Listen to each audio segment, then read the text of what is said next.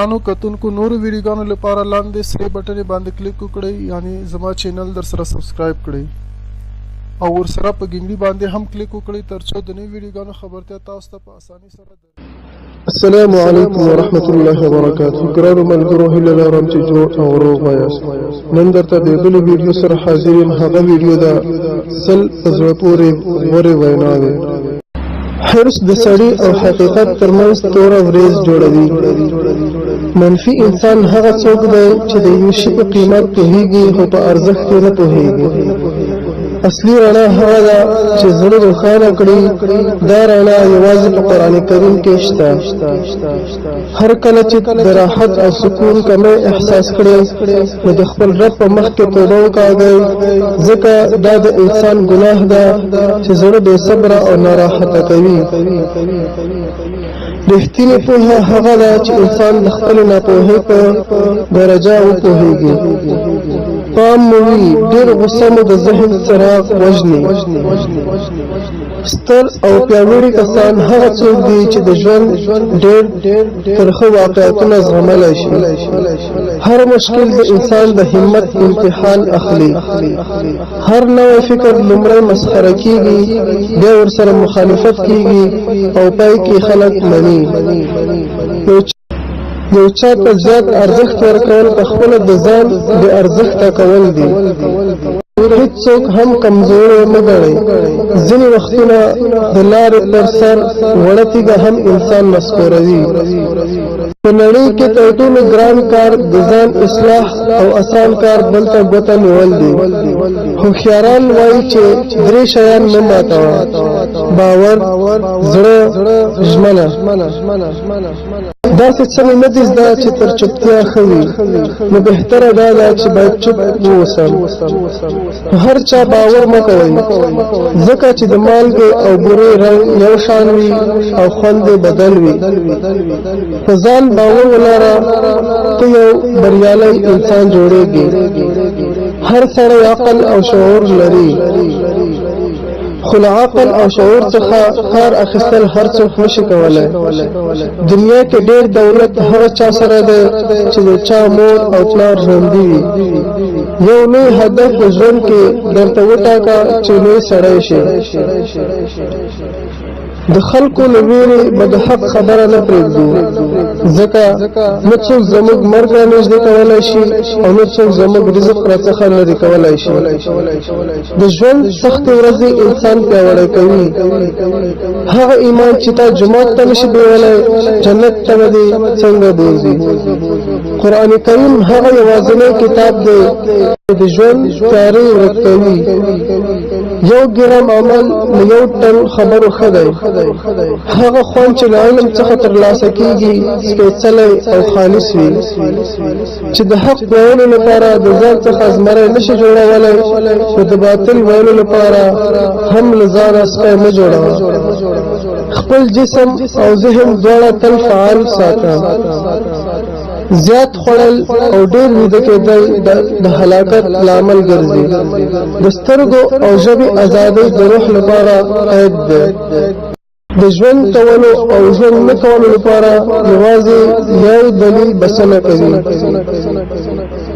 هیڅ کله همت او وړتیا له لاسه مه ورکوئ ناکامي موږ د بریالیتوب په لوري بیایي د زیار ایستل د ماتې منلو پرتله څو برابره غوره عمل دی الله تعالی په شپه او ورځ په ناروغۍ او روغتیا کې په یاد ولرئ الله تعالی عظمت او لویي په زړه کې کېنوئ الله تعالی په تاسو ته بښنه وکړي الله تعالی سپېڅلی دی او سپېڅلی کار خوښوي هغه څه ترلاسه کړه چې هېرولی یې نه شي او هغه څه هېر کړه چې ترلاسه کولی یې نه شي که یو څوک خپل زړه په ایمان ښاد کړي د پاچاهانو قصرونه ورته هېڅ نه ښکاري غصه چې کله راځي یوازې راځي او چې ځي نو عقل عزت شخصیت ټول د ځان سره وړي لمونځ د یو مات زړه د پریشان ذهن او د استومان روح لپاره تر ټولو غوره درمل دی. ښه فکر ولرئ او ښې خبرې وکړئ، ځکه بد ګمان او بده ژبه دوه داسې عیبونه دي چې د انسان هر کمال په زوال بدلوي. که د ځان لوی غواړې غټې خبرې مه کوه، د الله جل جلاله کارونه کې به کار نه لري.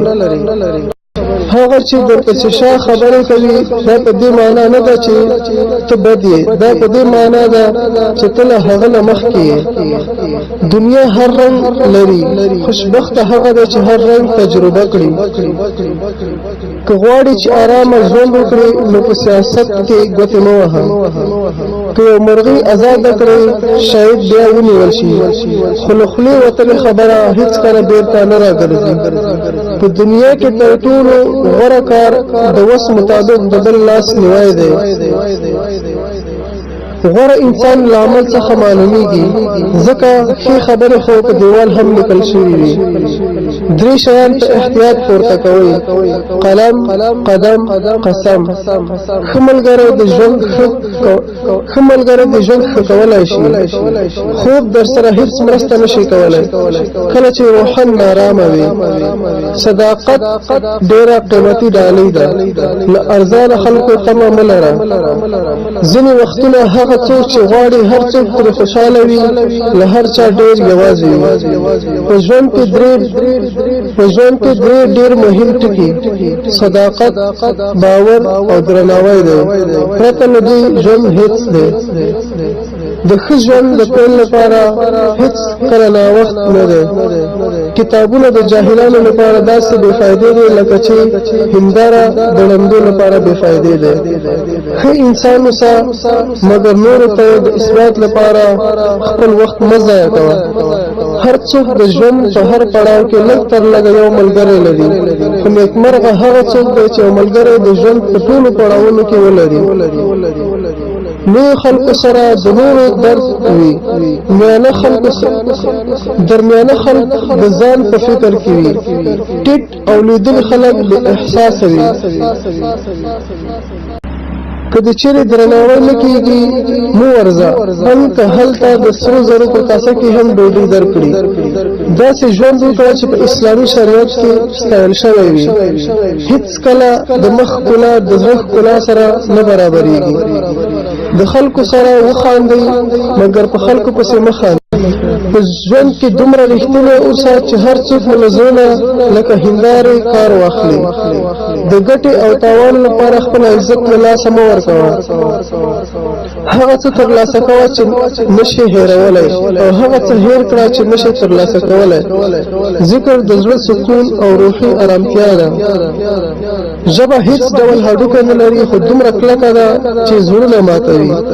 د انسان لپاره لوی علم دا دی چې انسان په خپل جهالت او کمزوري باندې پوه شي. تر ټولو ښه سرمایه ښه اخلاق لرل دي. بې ادبه انسان بې عقل هم وي. د ذلت ژوند څخه مرګ غوره ده. هغه شی چې د علم نه بهتر دی عزت دی. درې شیان انسان تباه کوي: حرص، حسد، غرور. ځناور خپل مالک پیژني، خو ډېر داسې انسانان شته چې خپل رب نه پیژني. بې ځایه ارمانونه مه کوه، ځکه دا د کمعقلو پانګه ده. سترګې د شیطان جال دی.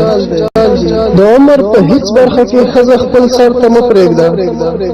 د مور اصلي ښکلا مینه ده، ناپوهي لوږه او غلامي ده. غصه د لږ وخت لپاره او غرور د همیشه لپاره لیونتوب دی.